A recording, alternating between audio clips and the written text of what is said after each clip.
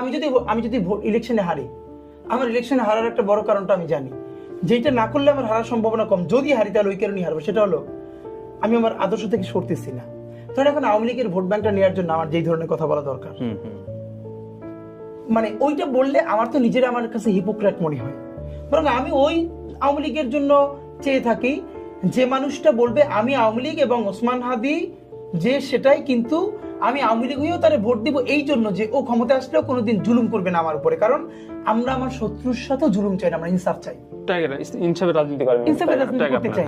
কিন্তু দেখেন সামনের ইলেকশনে যেটা নিয়ে কেওয়াস হবে, এটাই আপনি প্রপারলি অ্যাড্রেস করলেন যে আওয়ামী লীগের যে ভোট ব্যাংকটা, মানে অফকোর্স এটা তো একটা নির্দিষ্ট ভোট ব্যাংক আছে। এখন এই ভোট ব্যাংকটাকে খুশি করার জন্য একটা নতুন নির্মাণ, সেটা ধরেন প্রত্যেকটা দলের মধ্যে প্রতিযোগিতা লেগে যাবে, বিএনপি জামাত ইসলামী কে কিভাবে কাকে টানবে। আর এর সাথে যেটা ঘটবে, আপনি খেয়াল করেন ইন্ডিয়া বারবার বলছে যে তারা নির্বাচিত সরকারের সাথে সম্পর্ক করতে চায়। ইন্ডিয়া হয়তো ধরেই নিয়েছে যে নির্বাচিত সরকার বলতে বিএনপি হয়তো ক্ষমতায় আসবে, আপনি বলছেন মানে ধরে নিলাম, মানে যেহেতু এখন পর্যন্ত সবচেয়ে বড় দল, এটা তো আর সার্টেন না, অন্য কিছু করতে পারে।